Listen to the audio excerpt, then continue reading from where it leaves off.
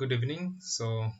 I welcome you to the live session number 4 for this course Numerical Methods Finite Difference Approach taken by Professor Ami Kumar Nayak from the Department of Mathematics, IIT Roorkee. My name is Pulak Viswas. I am PMRF Fellow at the Earthquake Engineering Department, and I am taking the live session number 4 for this course. So in the last session, I have discussed different schemes and how to code them in MATLAB. So let me again briefly discuss that thing.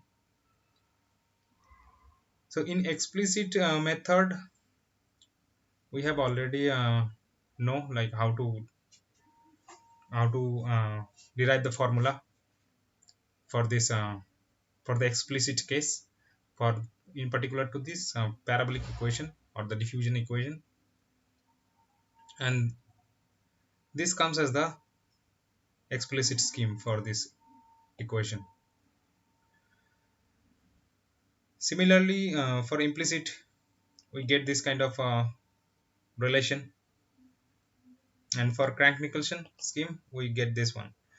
So I have explained yesterday as well that suppose this one is your Crank-Nicolson scheme, and now suppose this one is our interested the grid of interest, like where we want the solution. This axis is x and this one is time. So if we start from this boundary point to the other end, we can write, suppose for I equal to 2, if we put I equal to 2, I is the index representing the x, and insert that into this equation, so we get a relation something like this. Similarly, if we use I equal to 3, we get another relation, and particularly for these two ends boundary conditions are imposed at these 2 points. So last day I did one mistake, so let me correct that one here. So the matrix was coming like this 0 0, and again minus r 2 times 1 plus r. So this kind of matrix is formed when we consider all the points 1 to 2 1 to 4, and these are the two relations that signifies these two middle rows. And similarly the right hand side we can construct like this.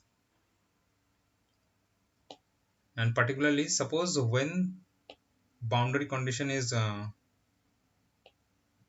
given in terms of the problem variable u itself, u1n and u4n. So let me suppose let me consider these as 0 as a boundary condition. It could be any value. Then we need to modify this matrix. So here I have already done, like we need to modify the first row like this. First entry is equal to 1 and rest of all others 0. Similarly the last row, all other values are 0. Last entry of the matrix becomes 1. Similarly we have to modify this one as well.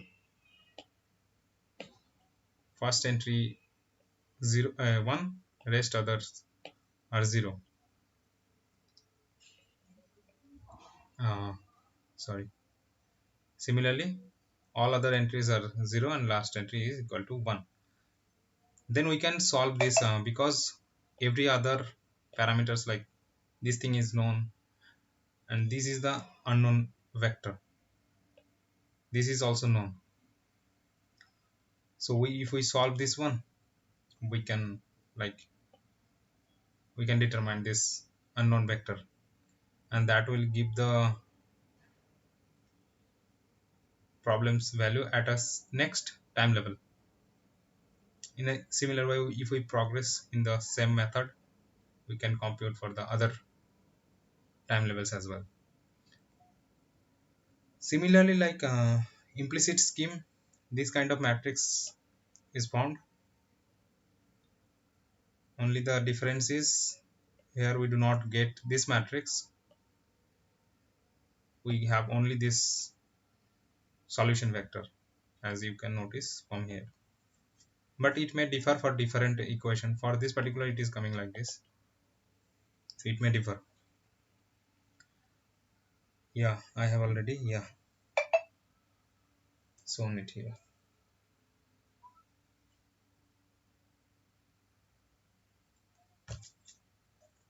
So this one is the implicit scheme, and we can code that in MATLAB as well if you want. So similarly for two-dimensional case, we have one more extra term, one more derivative with respect to the y direction. So we can use a similar approach, and we can derive the explicit scheme for this as well, where we having this extra term on the right hand side. So if we again simplify this equation, so this future value is given in terms of the past values only, or the present value. Future is given in terms of present. So this can be solved, but there are some criteria. Otherwise, this scheme will become unstable and give oscillatory results.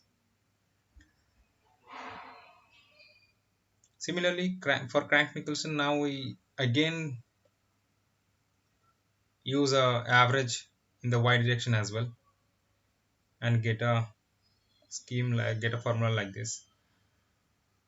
But here the problem comes, like in previous cases, for this one-dimensional case, we get a tri-diagonal system, only three dominating non-zero diagonals in this matrices, both the matrices.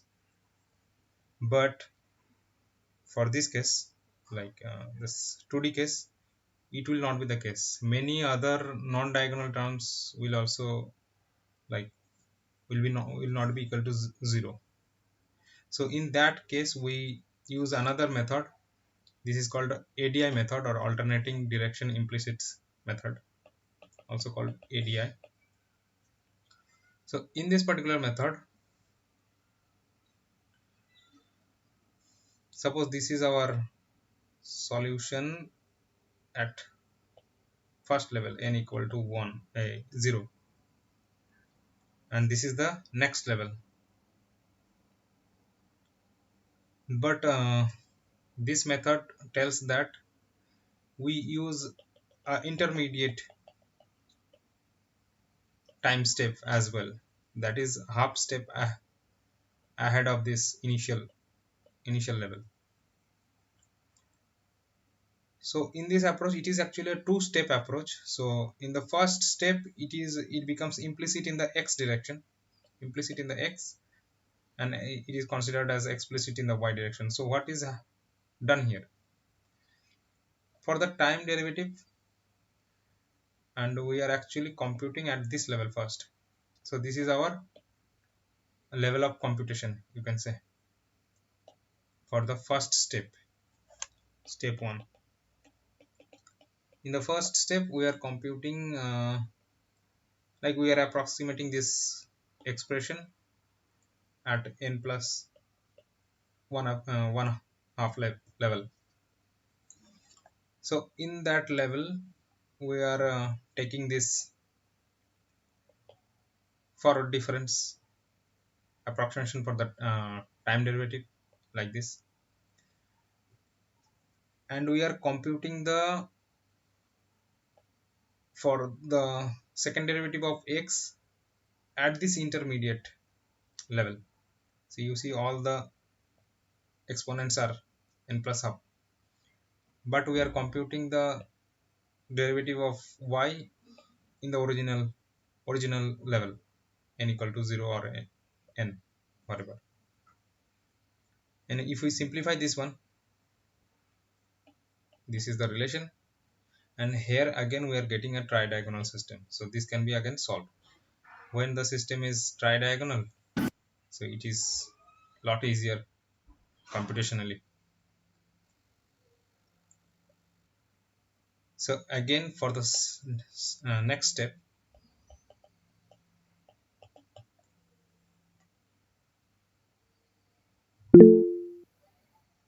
what happened? Yeah, tell me. Yes, in the first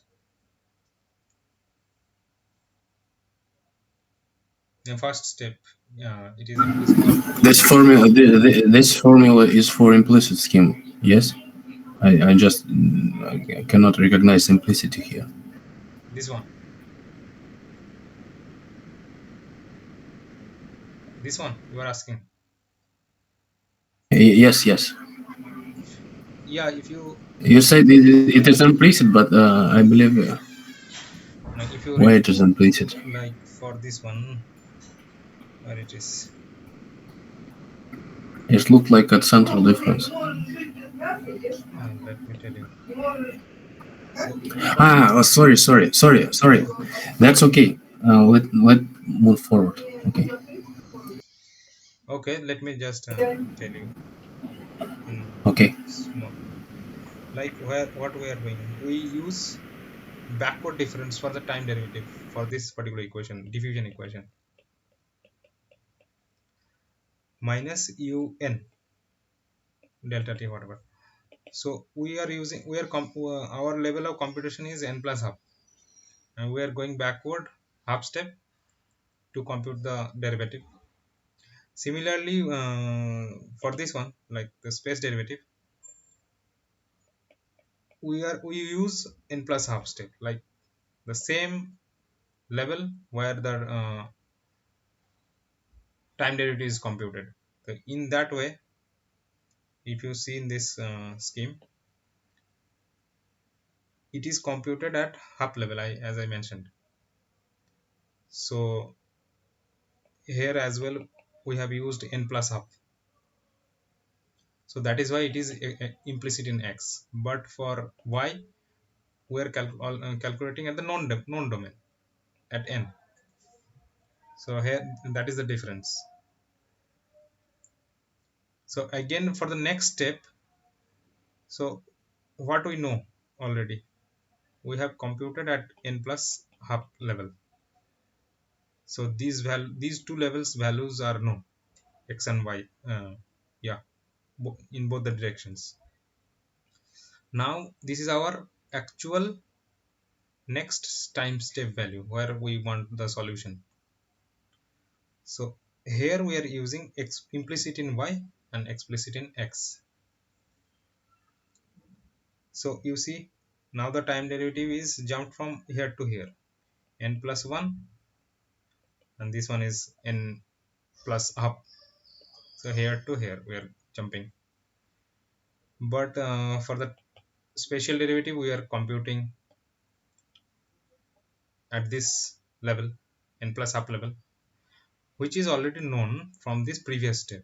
If we solve this one, we will have values at this level. So but for y, now we are using n plus 1th value. So this is not known, and this again forms a scheme which is tridiagonal, and we can solve again this one.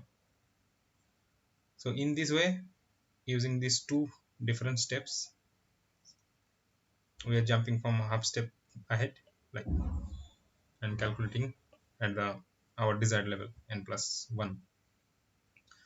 So we can code this one as well. Now if we go to the hyperbolic case, this is the equation where we have both second derivative with respect to time as well as space.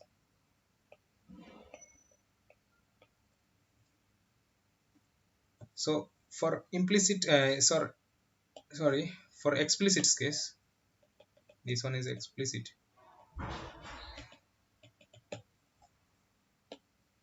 we are using the second order, like central difference formula for the time derivative, and we are already using this one, central difference for the space derivative. So if we use those two formula, you see we are getting a relation where the solution is at the next level n plus 1 is completely given by the previous, this is also previous, so previous past values or present values. But here one problem comes that n minus 1 term is also there. But in suppose our grid starts from 0, if our grid starts from 0, then how to compute this one, n minus 1, this one. So suppose we want to compute at n equal to 1. Yeah, you want to ask anything? No, I just I wanted to try to ask the question. Trying to answer the question, and it should for boundary condition. We need to use central difference here in order to calculate n plus Yeah. one. Yes. Okay. So as you, if you try to look at this, like for n equal to 1, this, like if we put n equal to 1, we are getting at n equal to 2 second level, n equal to 2, this level. This level's value is given in terms of this level's value and 0 means this level's value, these two levels value. So this is okay, we can compute because we already have values, the initial conditions are here, so we can compute in that way. But when we put n equal to 0, we are getting the first level's value n equal to 1, this one. But it is given in terms of 0th level value and minus 1th level value. So there we use boundary condition, and as Rafael has already said that if we use central difference, from that formula we can compute the negative one's value, this one. And if we again, like if we use that value and put into the equation, now we have the scheme ready to use. Like here we have 0th, and I think, yeah, this one will come on this side, and we can compute for this case as well.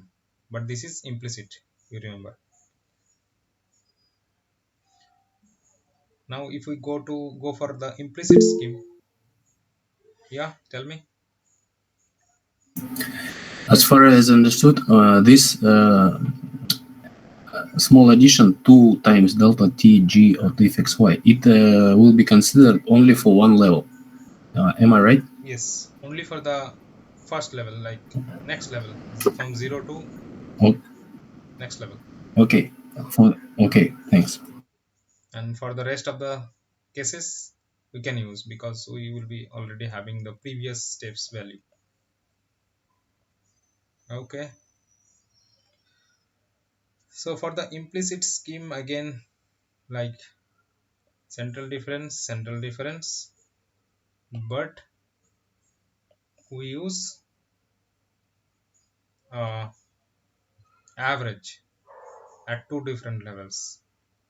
This time this was 0, this was 1, and this was suppose 2.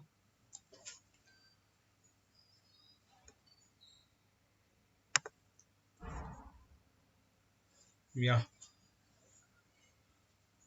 So here we are, like if we take a generic case n, maybe behind value is already there.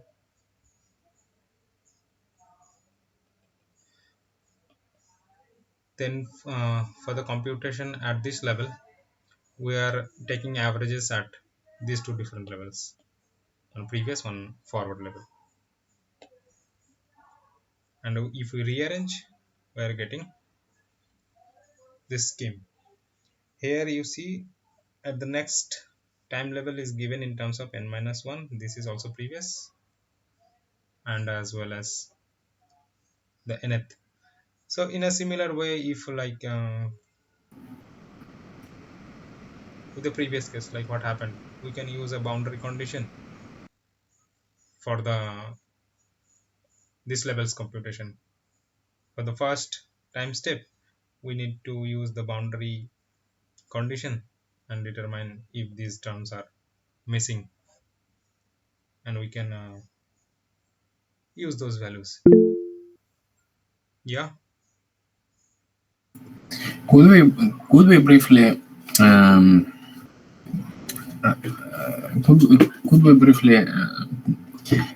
discuss this point? Why we need to use the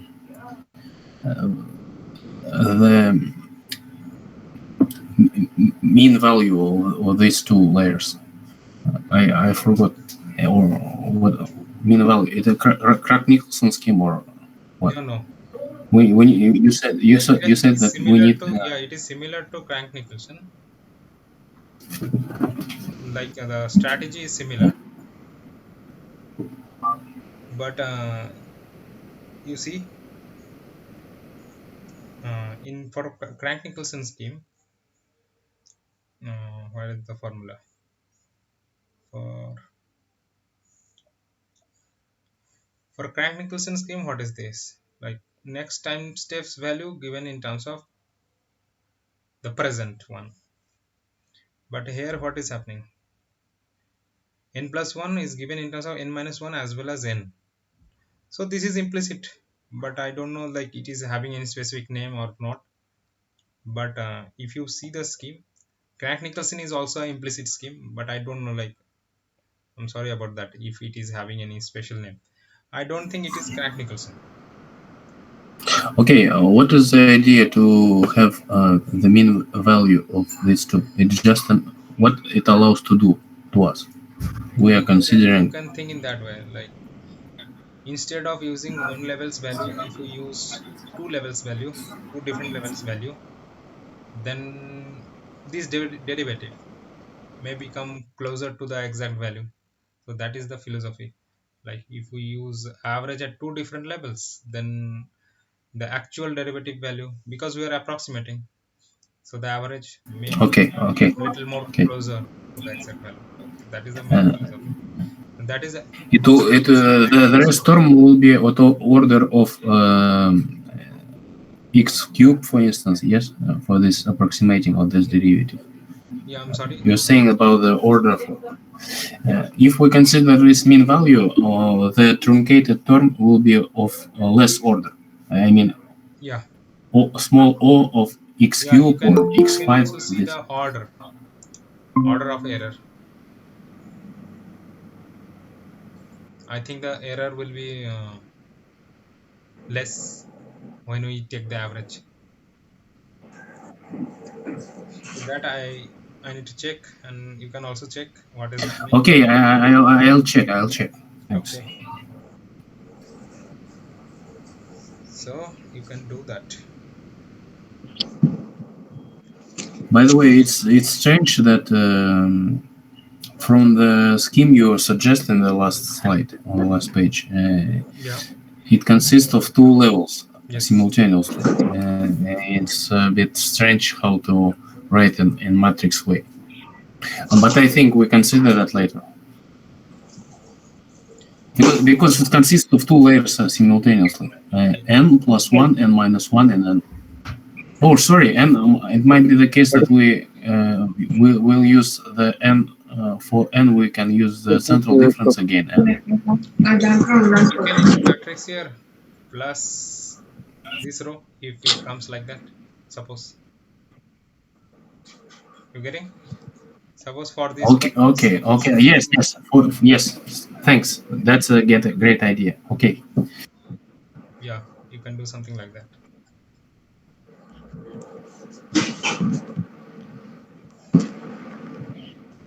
So let me begin.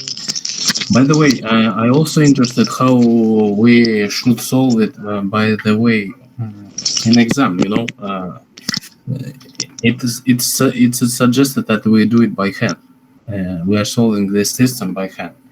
Yeah, Yeah, am I right? yeah. JVSK, JVSK, Sorry. KALYAN Yeah, they just turn on my micro. It's not me. 97. Okay. So yeah, you have to practice. Like you have to use. You may need to JVSK use caps. calculators, and you have to do by hand calculation for J the exam. Kalyani and JVS Kalyani 97. JVSK caps. JVS. K caps. Ah, Okay. Yeah. Excuse me.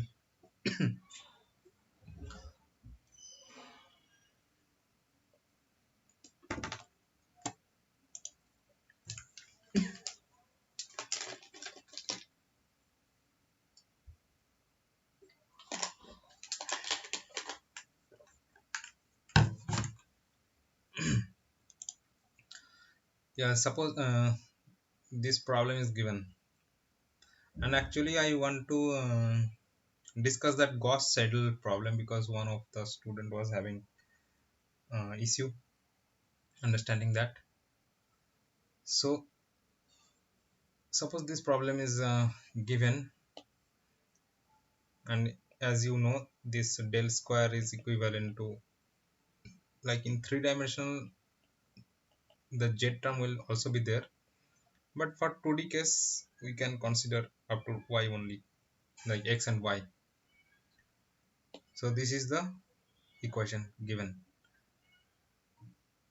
Sides, like the domain is given, x equal to 0, y equal to 0, 0, 0, 2, y equal to 3, 3, both. So this is the domain of the problem. Mesh length is given as 1, and you can actually see this mesh here. This is x, y, 0, 2, 3, 3, and this separation is 1.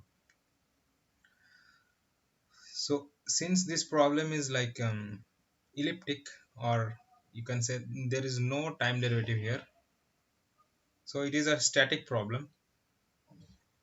And since the boundary values will be already provided in terms of the boundary conditions, we only need to find the solution, the inner mesh points, and it is actually given some names, e1 2 3 4, like that. And if you express it, this scheme is actually comes. So it is already, like the solution is given, so this scheme comes if you express that in a uh, use the central difference for both the cases. I guess this relation will be coming. Now suppose yeah, it is already defined that for I equal to 1 and j equal to 2, the solution will be called u1. And if we put those values in this scheme, this relation is coming, this relation u1 equal to something. Similarly, for other points, this kind of relation will be coming. We are simply just putting I and j, like the location, the point, and the solution is given in some names, and we are getting some equations. So we get 4 equations because we have 4 unknown points, like unknown values. But for this particular case, these two become equal. So we finally get these three equations. Now there is one Gauss-Seidel iteration scheme that we can use to solve this system of equations. So in this method, what is done, it is an iterative method. So suppose u1, u2, u3, and this is the iteration number, suppose first iteration. So we choose some values at the first iteration, and we generally choose 0. We can choose other values as well, but if we choose 0, and this is the second iteration, or as it is already given 1, so let me assume this as 0th iteration and this is first iteration. So for first iteration we are using this, we will be always using these three equations. We will only change the values of these variables.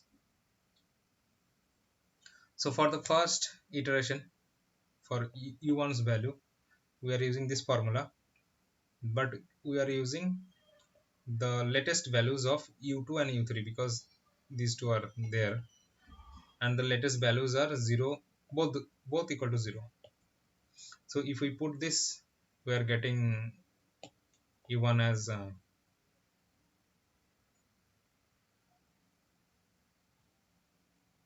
okay, congratulations, like, but when it happened. So this one is coming. So let me complete this first. Okay, nice. But it's strange. It's just system of linear equations. Why we need to use numerical methods here? Sorry. Yeah, as far as I understood, this is a system of linear equations. It's not Yeah, why we need to use numerical method here.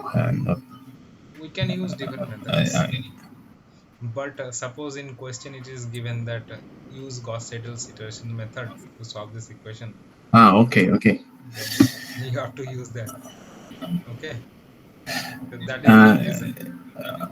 as far as I understood, Gauss-Seidel requires that we have diagonal terms more than other terms. Yes. And as far as understood in this scheme with these approximations, it will it will work uh, because of our approximations.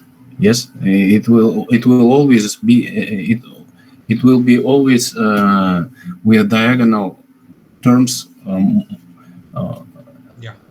how to say that, the diagonal domination, or what? Yeah. In this method, we will have diagonal domination. Am I right? Yes. I believe with approximation. Okay. So Gauss-Seidel will always work in if we code that. Yes. Absolutely. Okay, thanks. Okay. So this one is computed using these two values.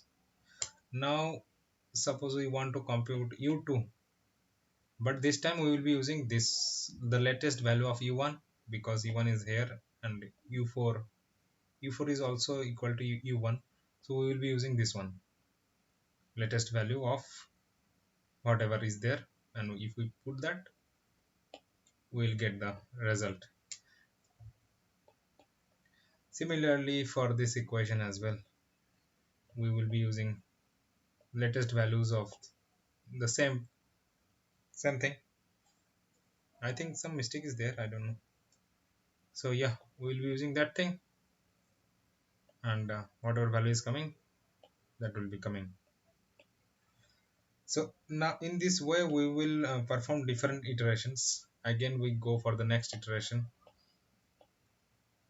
and again, like, if we want to compute u1, we will use the latest values of, like, we will use these two values. So in that way we will go through different iterations, and this way values will be coming. And if you see,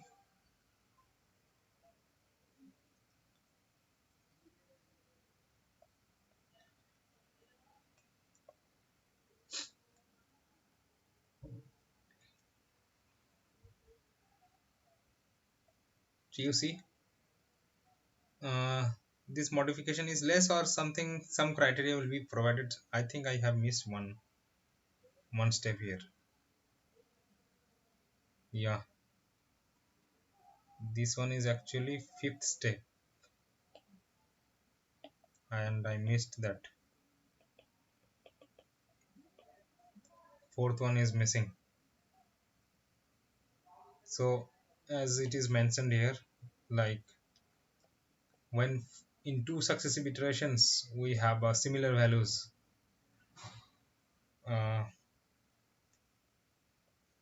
for every variables,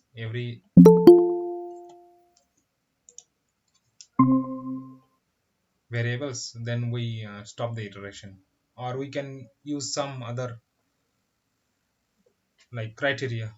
If the error is below something, we can then stop. So in this way, the Gauss seidel is used to solve both. Like we can use the same method for uh, Poisson's equation and Laplace's equation as well. Like if it is zero, then we can also use the same scheme and we can solve this one.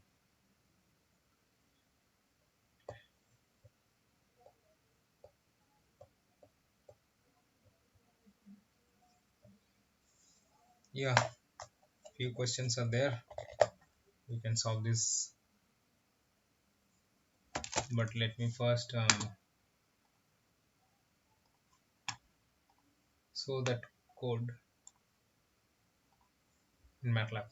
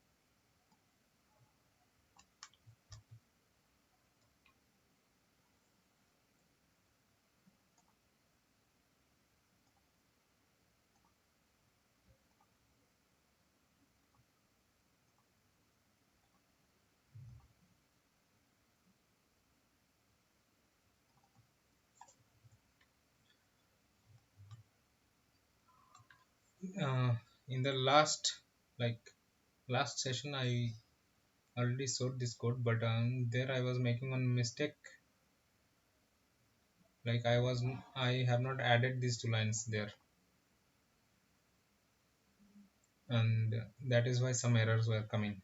Like if I again close this one, and this is for the Crank-Nicholson scheme, mm, for the parabolic equation, and these are the parameters, like the domain is from -1 to 1, the spacing is 0.1, like this, and the time is starting from 0 up to 2 at the step of like 0.02, whatever. We can change these as well. And for the stability criteria, we check this value, r's value, and for this case it is actually coming how much, uh, it is 2. And for this scheme, I guess r's value should be less than equal to zero point 0.5, but you see it is coming like it is greater. The stability condition is not satisfied, but since it is implicit scheme like the Crank-Nicholson scheme, so there should not be any like instability in the solution. We are taking a Gaussian kind of thing as the initial condition. We also use the boundary conditions like 0 at both the ends. So if I run this,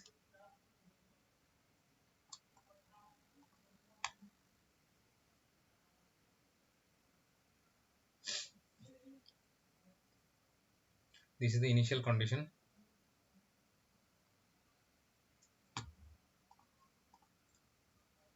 And if I run the whole code, this kind of plot is coming, and this is actually little, some errors is actually there, and this is because of these two lines, because we also need to modify this when we are using the boundary condition. So last day I missed these two lines. So now you see diffusion is happening.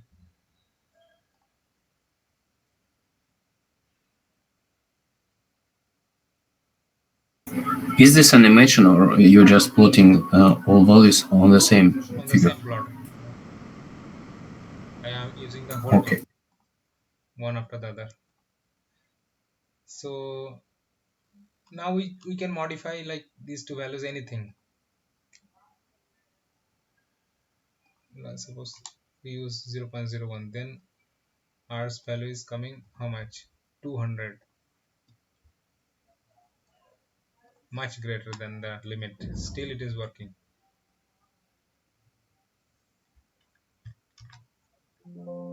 Implicit magic. Yes. So in a similar way, implicit will also work. But in explicit case, suppose this code is for explicit, but here R's value is how much?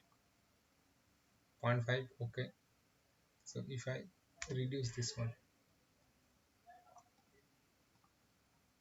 and then run the code, oh my god, this is the solution become oscillatory. So no solution is there, like the solution is not usable at all. But if we, what did I change? But if we follow the criteria, so it is again working. But you see this one is much less computationally, like it takes much less computational cost, you can say. So if I try to compute the time, it will not be much different.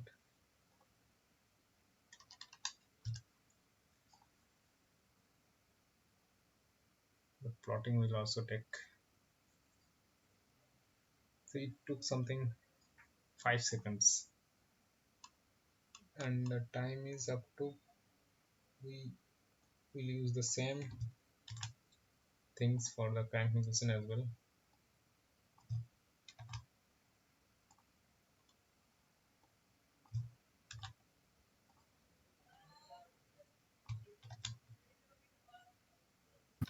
I wonder how,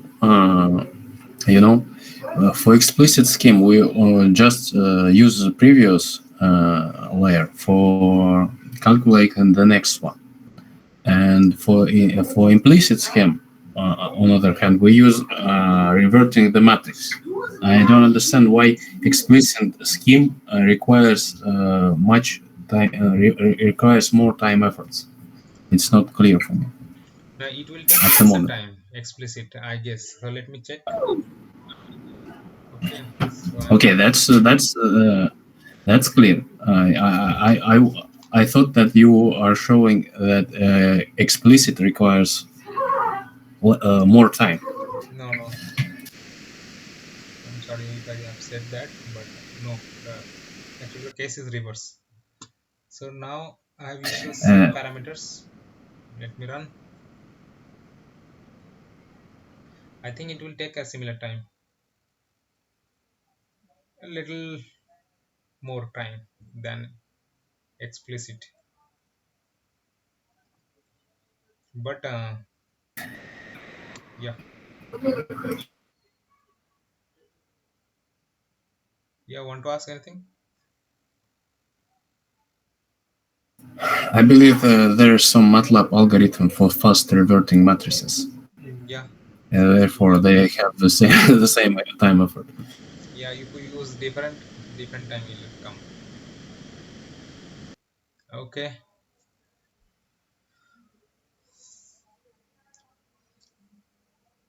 And last day you were asking like you are having issue with the boundary in setting the boundary condition,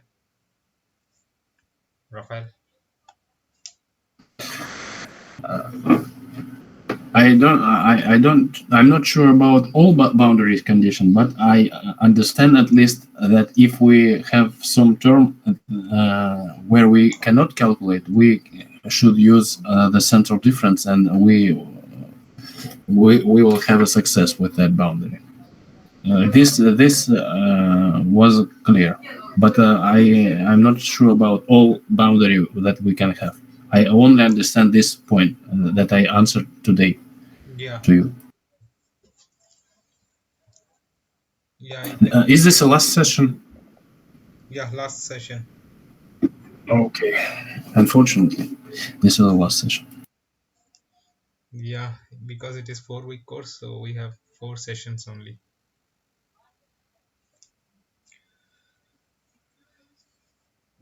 Okay, so let me discuss these questions. So this is one-dimensional hyperbolic equation, and it is asked that for this Wendorf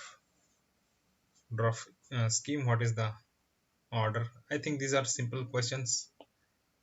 If you know like how to express these derivatives, you can uh, calculate that one.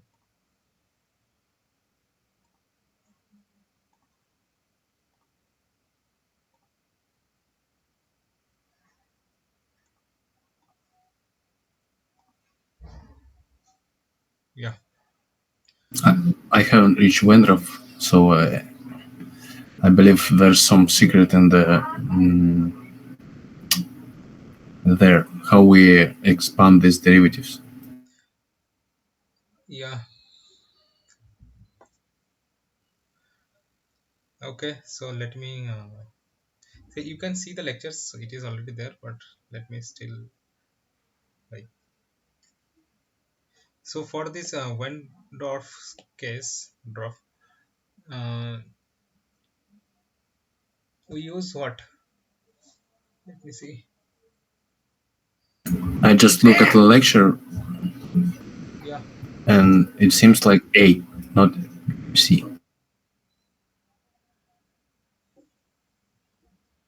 I have taken this thing like for last year's assignment, so I don't know like whether these answers are correct or not.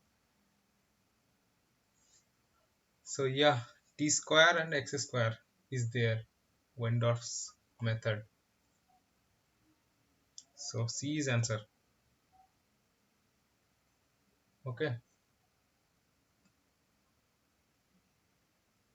because okay for both the derivatives, central difference is used in Wendorf's scheme. So suppose and it is computed at a half this point like I plus 1 by 2 and j plus 1 by 2, or if I write in terms of n plus 1 by 2. So the point of computation is this one.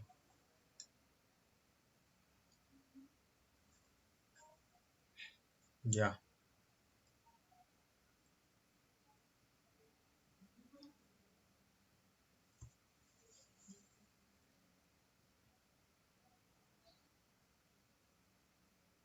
okay. So point of computation is this one, I plus half and n plus half.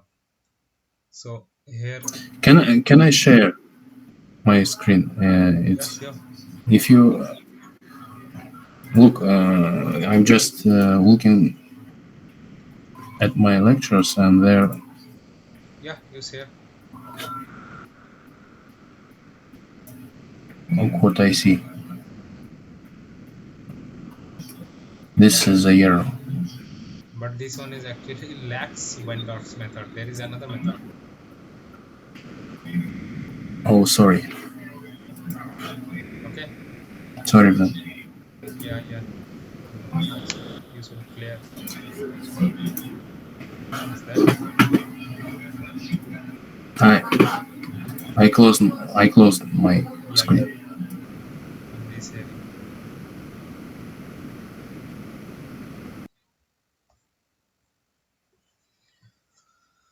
So yeah, in this scheme, this is the point of computation, and we use central difference. So n plus 1 minus u I plus half n divided by 2 delta t, not 2 delta t because delta t will be the, and this one is coming again similar, ui plus 1 n plus half minus u I n plus half by delta x. So this is actually correct. So if you use central difference, you know, delta t square and delta x square will be the order of truncation error. So this is correct. And it is asked that the explicit scheme for this hyperbolic equation, what will be, what will be the answer? So for explicit scheme, what I should do? Can you tell me this one, like how I should proceed, which scheme I should use for these two cases, for hyperbolic cases? Like if I use central difference, what is happening?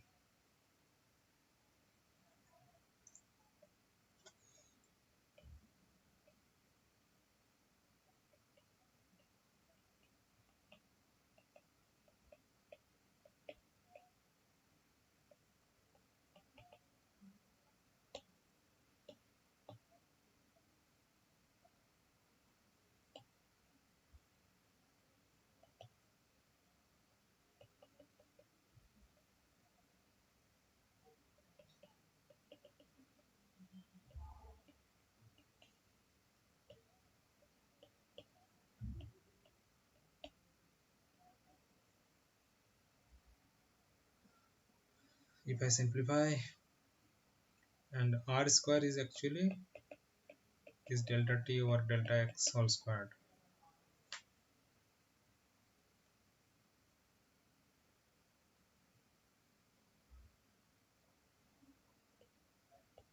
So this one is coming like this.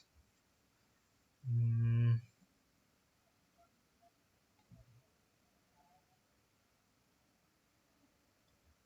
r square times these two, ui plus 1 n ui minus 1 n, and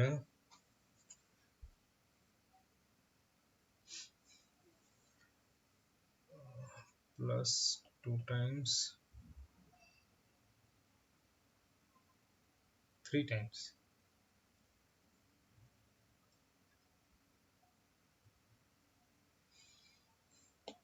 This one will be going on the other side. So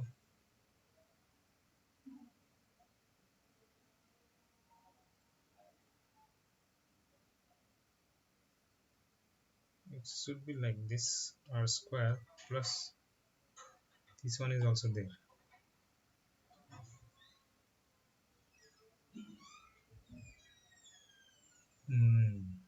Yeah, plus delta t squared.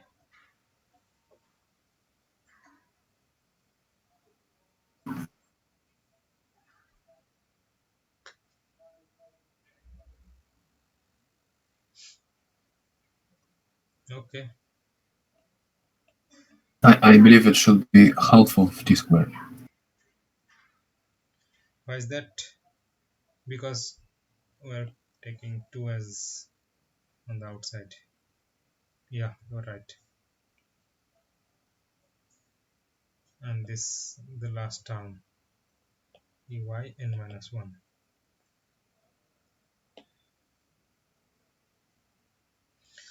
So and this one is actually given for like 1. So we have to use n equal to 0. So if we put n equal to 0, so ui1, we are putting n equal to 0,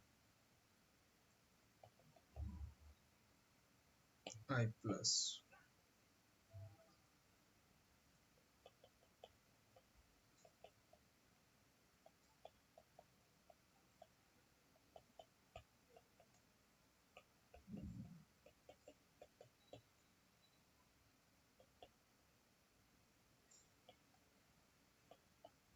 So here comes the problem. Minus 1 is there. Condition is already given, like this boundary condition.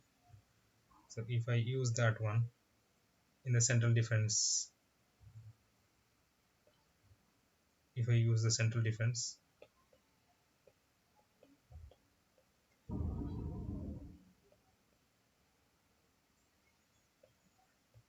equal to this one, simply g or gi. Sorry, you just wrote delta x here. I believe it should be delta t in the denominator. Yeah, delta t. So from this one is coming how much? 2y minus 1 is coming ui1 minus 2 delta t into zi. And if we put that here,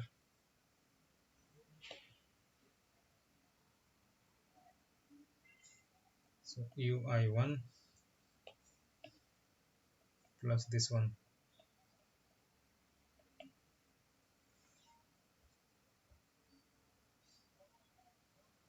let me remove other things.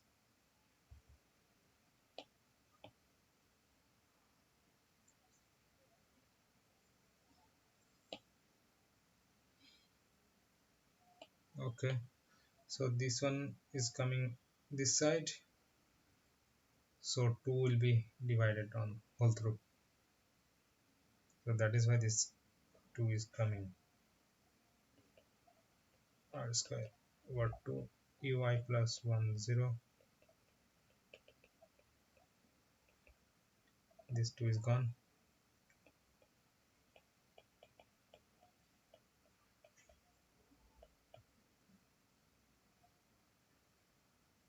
plus delta t times gi. Sorry, where's this 2 again? 1/2. Just missed that. Where is the 2? You see this term is there, same term, so this is coming on this side. Oh, so sorry. Okay, sorry.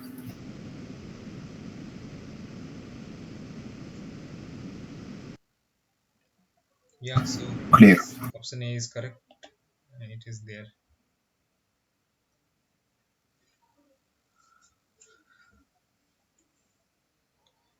Here plus is given, here both minus, and okay, so this one is correct.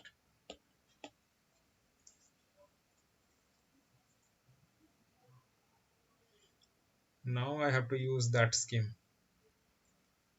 Lax-Wendorf schemes. What is that? I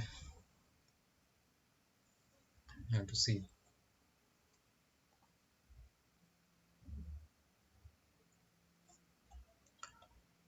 Just excuse me. Hello.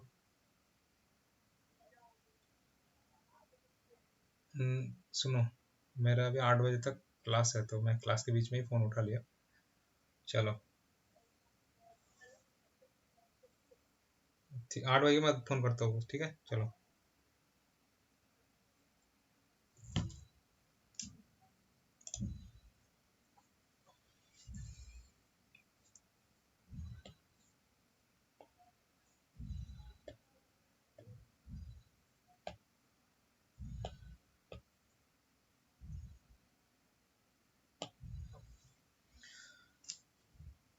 So this one, like A lecture says that we need to use forward difference for time derivative and central difference for space derivative. Forward for this one, time, and central for space. And central for space derivative. Yeah. Okay. If I write the scheme directly from the lecture slide,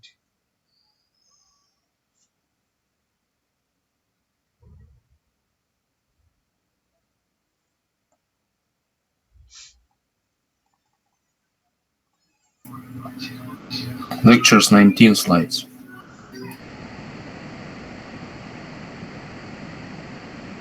yeah,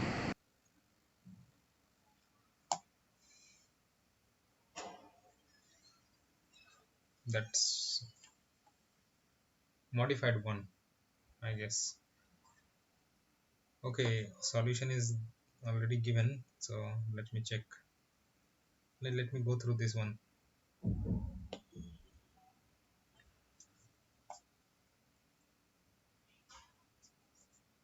The scheme is actually this one, like uin plus 1 equal to, for that c is equal to 1, and I guess r is also 1 because r equal to delta t over delta x.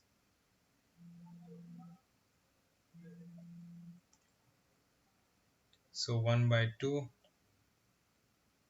1 plus 1 plus 1, this is gone. I minus 1 n plus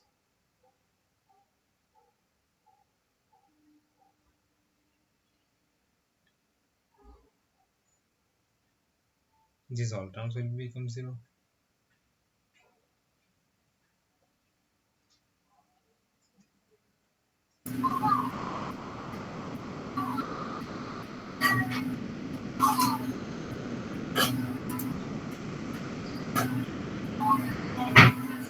You're asking anything? No, sorry.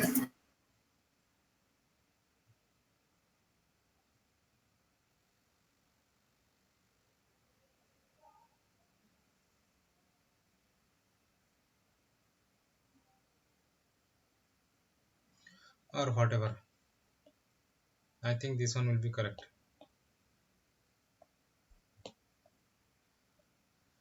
I just wanted to say that formula that written in lecture slides is not similar to the first statement of the solution. This one. Yeah.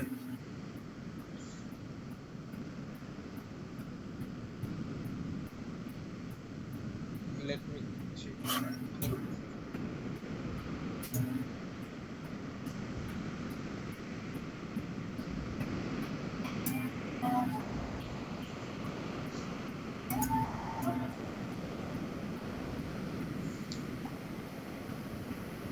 Yeah, actually this one is given minus in the slides, so let me make it minus over here, and the rest are, I think, okay. Rest is correct. The scheme is actually this one, n plus 1 equal to this one, in plus What is a number of the formula that you are observing in your lectures? It's in my slides. It's 19.5. 19.10. You check the black uh, equation. There is two equations, like one red, one black colored. So use the black one, 19.10. Okay, I just strange. Okay.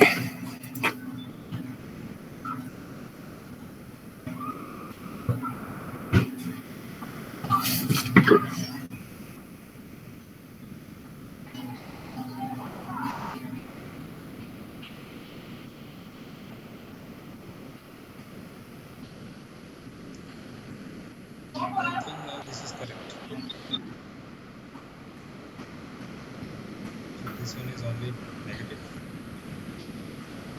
plus this one is there. Yeah, so this was the mistake. And what are the rest, like given information? Boundary condition is given in terms of q and time. Okay.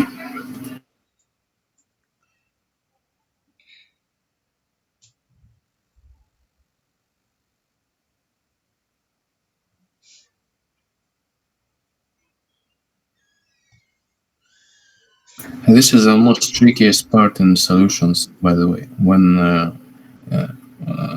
solution writes some recursive formula for finding E of J, for instance. Oh, sorry, this is very simple, very easy formula. I just Yeah, this one is didn't to be recognize. used. Yeah, Yes, I believe the UJ1, it's just a boundary condition in terms of J, I believe. 1j1 is boundary condition. How it is? Yeah, yes, J minus 1 multiplied by H. Is that boundary or what? This one. Yes.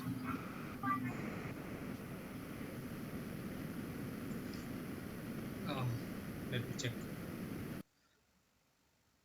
or let me write myself. So boundary condition is something like this: ux at time t equal to 0 equal to x. So j is written for x variable. Okay,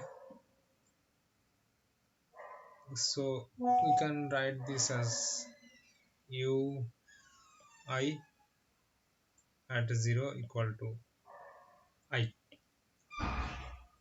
and the other condition, if I also write, like it's given 0 t equal to t, so this I will write like this: 0 nth equal to n. Now we can use this into this equation. Now in this equation, they have asked for this value 1 2. U 1 2 is required to determine. So first, like n equal to 0 is inserted into the equation, and this one is coming, I guess, and there we use this thing, or what?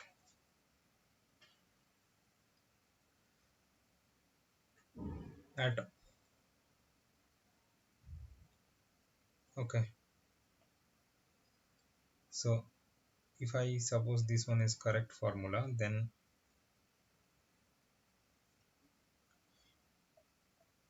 u I 1 plus r is 1, so 1 by 2, u I minus 1 1 minus 2 u I 1 plus u I plus 1 1 minus 1 by 2 u I plus 1 1 1. No, it should be 0 all everywhere,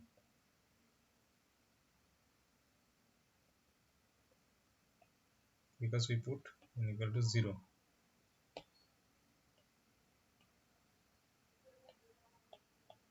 This one is also 0 minus u I minus 1 0.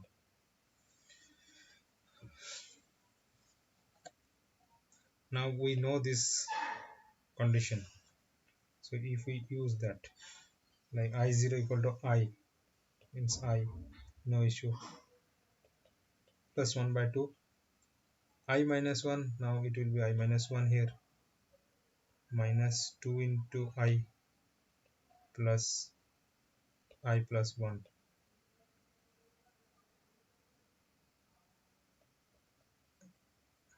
0. Yeah.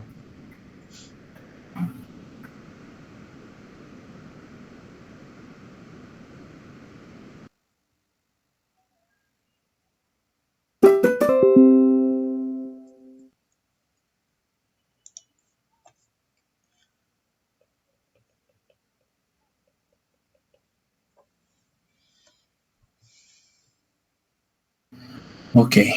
So yeah, in this way it is coming like that. But why h is there?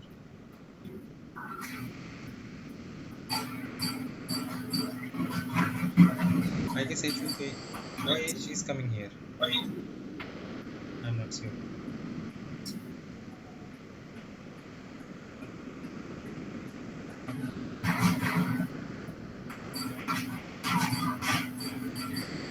Uh, because you write I, they wanted to write it in terms of actual coordinate. I is not equal point 0, or what? What measure do we have? It should be written in terms of your formula is not I, it's I delta x, right? Which one? The formula where you have a formula the d line. Do you see this formula? It's not I, it's I delta x should be here, and I am delta t, I believe. So if we use as I delta x, it's I equal to h, we will end up with formula you have. We cannot write that u I 0 is equal to I, because I is natural number. But we need to have an actual coordinate here, so I delta x will be right formula. Okay. So I delta x will be there. Should be written. Yes.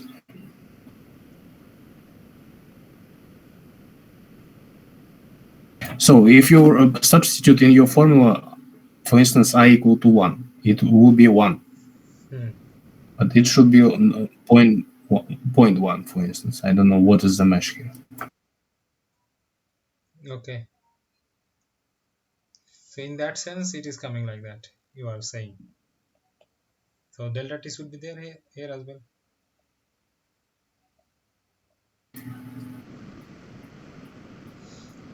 Okay, so it is coming like that if we keep this thing delta x in this expression as well. Then we want the value, we want 2. So 1 1 is there, 2 1 is there, 3 1 is also there, because the domain is given between 0 to 2. Not because of that.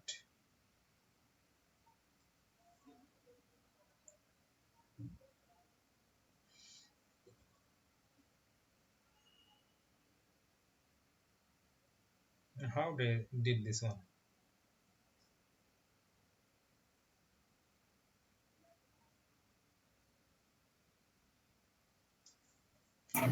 Use the As actual far as as far as I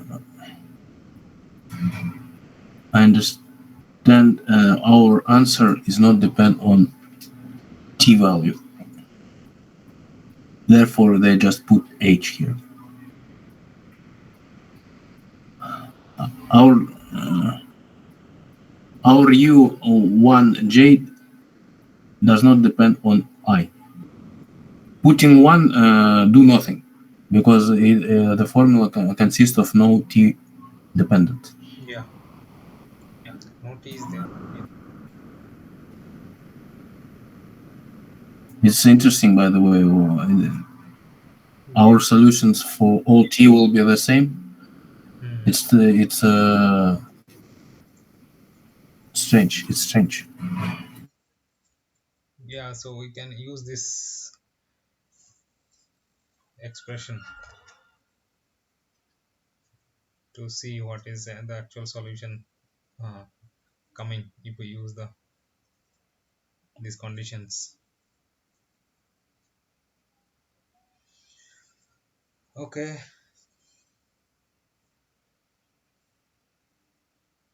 so let me consider the next one then. Does it mean that our solution just the same for all t's? I don't think so. It's like a time independent problem, or it just approximation gives us this garbage result. Strange that our solution not include t. Yeah, it is there, but in all other schemes as well, Ah, it comes in terms of r. Yeah, you are saying anything? uh, I believe in our approximation when we need to obtain we got zero in the first bracket. I believe it should be there, but we got zero in the first bracket. Okay. I don't know. I got No, I think confusion with this. something will be there, like some variations would come with respect to time. But for this particular case, it is time becoming time independent, maybe.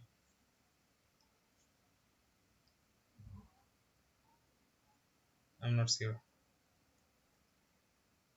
But since time involvement of time is there, there should be some change,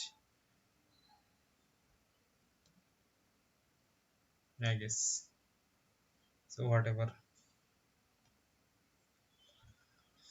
But this one is not clear to me.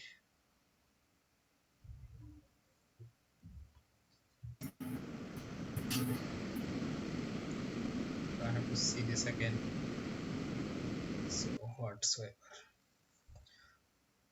Okay, so the next question is this one is simple, I guess. Partial differential equation is given at ijth point, it is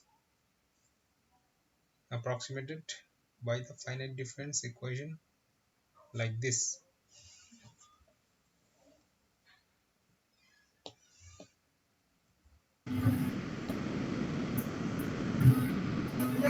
Interesting approximations, by the way. Yeah. So this one is approximated like It this. took some weighted average between in time, as far as I understood. Yes, some variable is used, theta.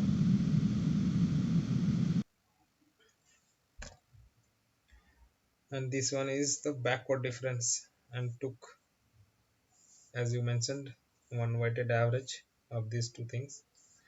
We can also take this kind of You know what? I remember that approximation when I was in the finite element course, and they suggest in solving eigenvalue problem for some bars, they recommend to use finite element part to the space and finite difference to the time.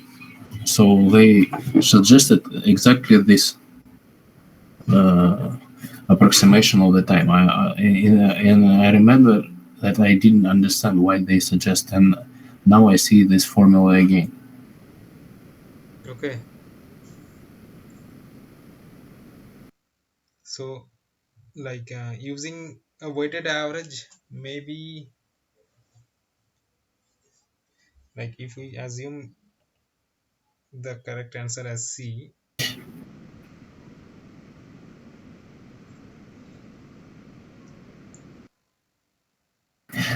Yeah, can I guess that weighted average give us some control to the time error? So controlling theta in this case, we are controlling error in time. Yeah, you can say from this result, I guess, from this truncation error expression.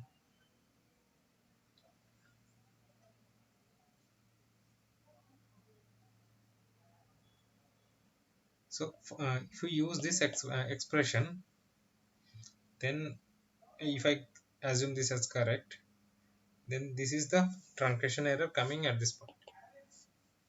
Okay, so the order is of like delta t square for the time case, but we already know that for central difference it is also comes the same thing. Backward difference, it is, I guess, delta t only, so no issue. Then how this become x to the power 4, and what is this extra term is coming here?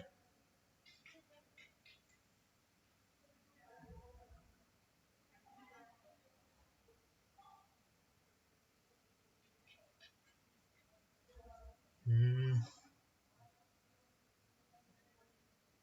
this is interesting. Chalo.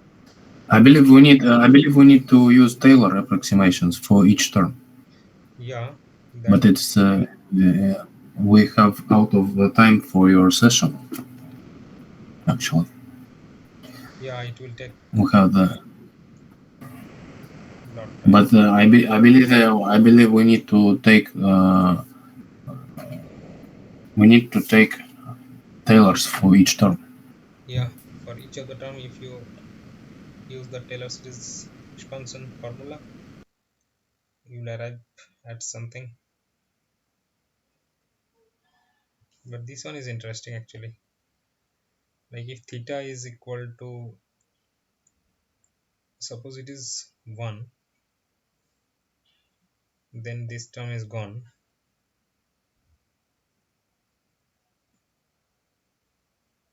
This one is again will be gone. This was is remaining corresponding to this one. That is okay.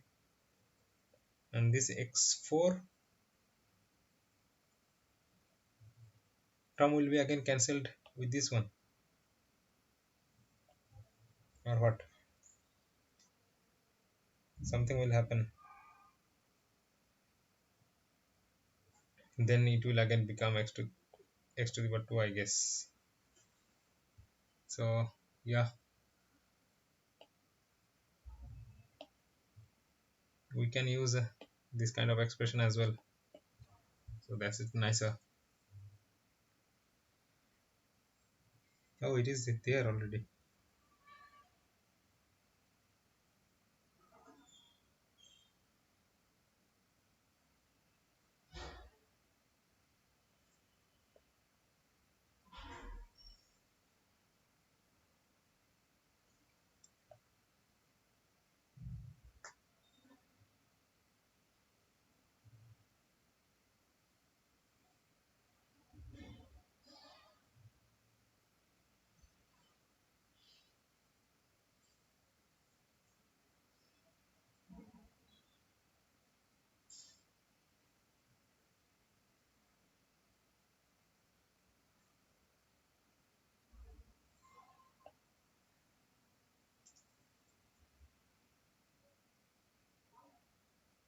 What does it mean? The first bracket that you just pointed. What does it mean? IJ and the first bracket and the last two lines. Yeah, it is It means it is computed at I and j point, you can say. okay. This is the initial point. Yeah. A point of consideration. Sorry. Yes. Yeah. Here I varies, j remains the same. A similar thing happens for other two cases as well. I remain same, j varies. By the way, did you understand why x fourth x order of fourth here? Sorry, what? Why is how our order of fourth has appeared here? Did you catch that? Yeah, yes. I just didn't. I cannot see where it is. So they have used these things, and whatever term is getting cancelled. So this one is within bracket. Again, this one is there. So after this, they come up with this expression. How? This one getting cancelled. Okay, so they are keeping this one. Let me hold there, but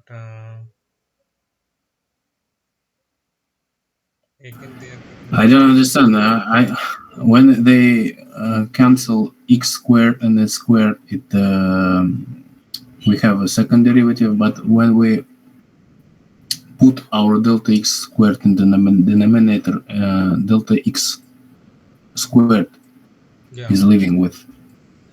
Why are they? Why they? Why do they write x and delta x? Or the error is of order 4 here. I don't understand well, but delta x in to the power of 4 divided by delta x squared gives delta x squared. yeah, Do you see that? yeah, yeah. You see that this one is getting cancelled. Okay, let me tell you. And this one is I see. I see. 2. Similarly, it will be 2, and this is becomes the odd. And within this bracket, That's clear. yeah. So they kept these two terms. That is why they took put this one s to the power 4. The next term is of order Yes, 4. Okay. like they already put these two terms. No, this one is coming here. This one is here. Okay. The next term will Yeah, be the fourth one. Okay. the rest of the terms giving x to the power 4 as the order. As I already said, that I'm very bad in the error analysis, so it's it's unusual to me to do that. I believe that mathematicians did everything for me, but it is not the case. I should do that for some reason. Yeah.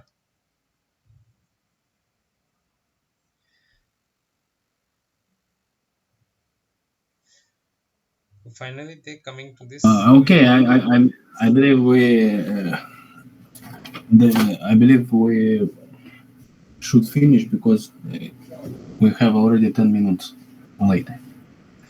Yeah, like whatever, like up to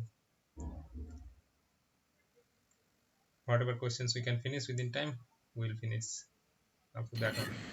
Well, if you need to go. Yeah. Okay. So this one is the next question. Here again, they have mentioned this Lax-Bendorf scheme for solving one-dimensional hyperbolic equation. This one-dimensional wave equation. So yeah, we can put the values of C and R in this scheme. We can get. So this one is also simple. If we put, we can get the expression. Whatever is coming, C is coming as the answer. I think this will be correct. By the way, today we didn't mention stability analysis for Yeah, schemes at all. no. Like for different scheme, you can use that the same technique. You determine the scheme, you write down the formula for the whatever scheme is there. Suppose this scheme. So as you, if you remember, like for this one, we need to calculate the error first, and error will also follow this one because this is linear equation. So error will follow the same equation as this one, the scheme, but it may vary for other equations.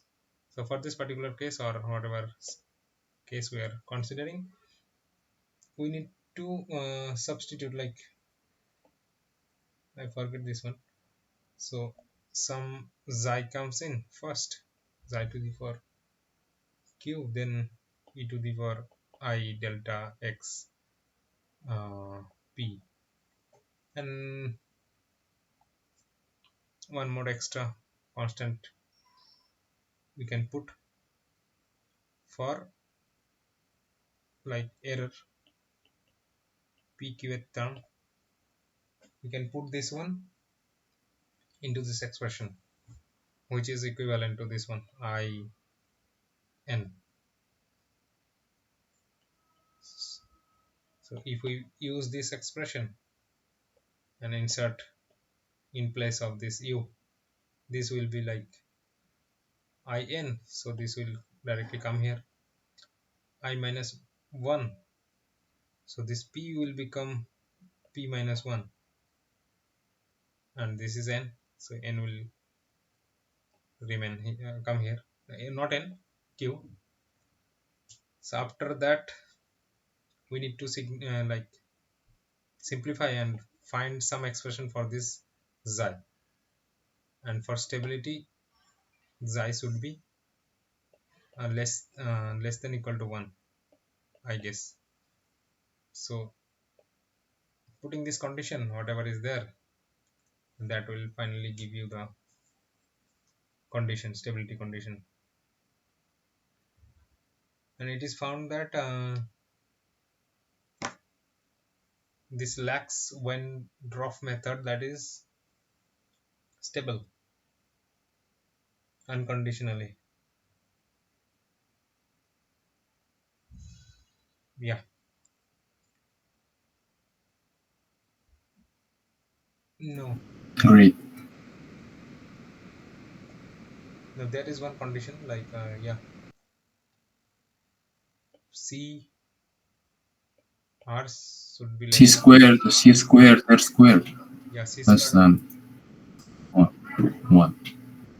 yeah, c square r square should be less than equal to 1. That is the condition for this scheme.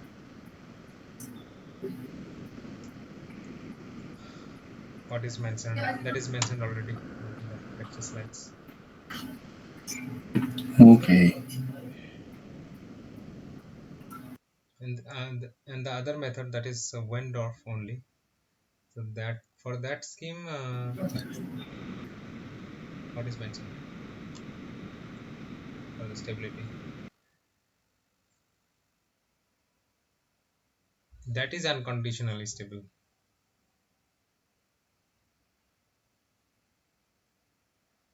Wendorf scheme, I think we have discussed, like we have considered here. So this one is unconditionally stable, but for this lax Wendorf, this condition is need to be satisfied.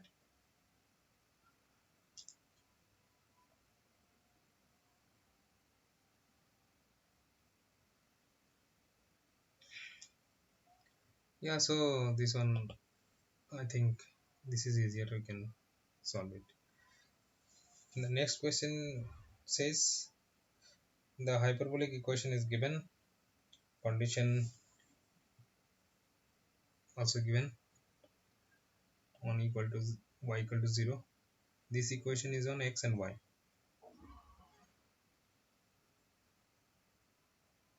X's domain is from minus 0 to infinity. Which among the following is the Cartesian equation of characteristic through R? So this part actually I haven't checked. I believe we need just we just need to write the questions for characteristics. It can be done when a question is given. I forgot that, but it is there is a way to have this characteristics as a question and then integrate that with this initial condition. Yes, I also forget that, like some expression is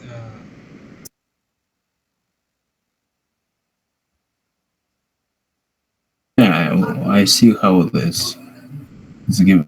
We just need follow the steps. dx over the first term and the dy over the second term. Can I look at Which one? the first line of the answer?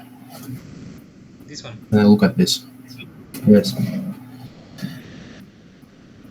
No. The characteristics part. This one. Sixth. Number 6. Yes. Sixth. So you are trying this one. The first line. Yes. Yeah. This is called characteristics equation, You're I trying. believe. From the first line, we can see that we can easily integrate that.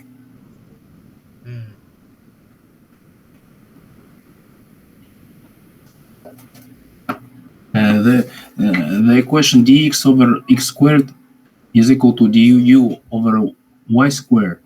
It is a easy differential equation. We can integrate it. After that, we need to integrate it with respect to y, I believe.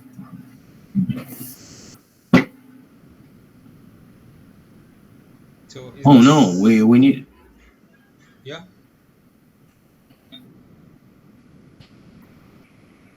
Yeah, I see. So is this correct? Like option A? Yeah, I believe it is correct. Okay. So are you trying this one, or you can go to the next one? No, I believe it's easy. Okay. At least doable. Yeah.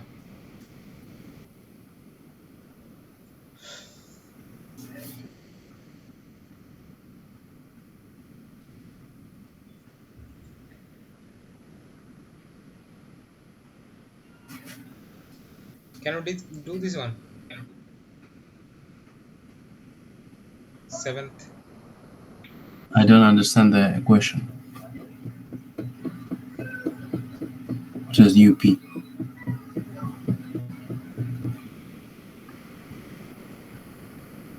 The question is not clear for me. Which of the following is correct when this one is given? That is solved by the method of characteristics up to second order approximation. Okay.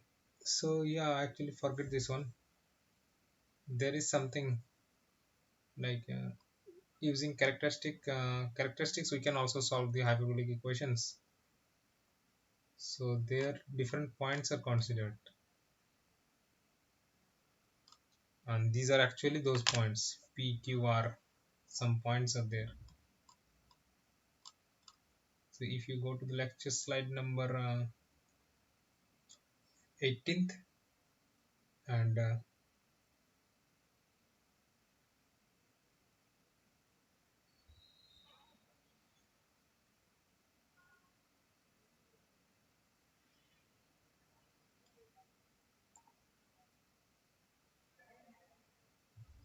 there is one figure,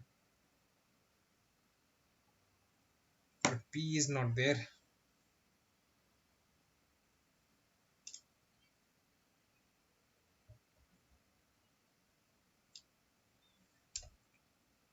What is this P?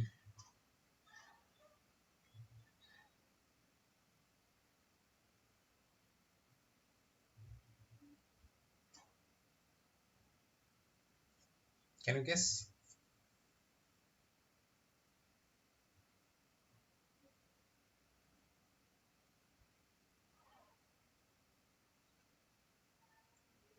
Second order approximation.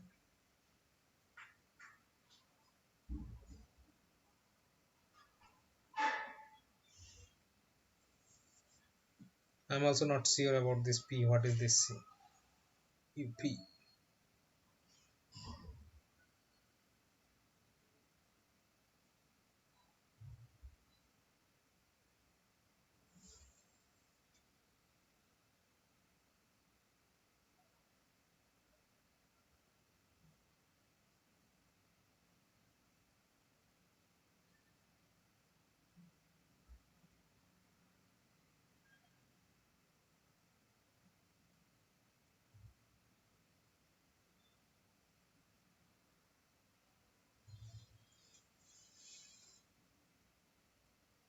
I'm not sure about this one.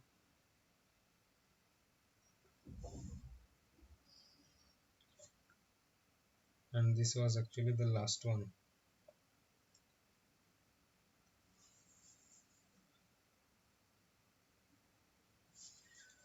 Okay, we can answer. I'm not sure about this one. So the answer to these questions, seventh, sixth, and whatever I left, I will send that into the discussion forum, so you can check there. I need to see that. I'm not sure about this one. Okay, I believe this is it is an initial point. I believe it has this stuff. This question considers the analytical aspects of solution. Analytical aspects. Okay, I'm not sure about this. Sorry. Okay. By the way, your email of on GitHub is available, or you just left them? GitHub. Yes, you. I found your GitHub, Okay, so I think and it's there. it's available. Is it available? I think it is available. Otherwise, I can share you mine, or you can share yours. Okay. I want to have you available.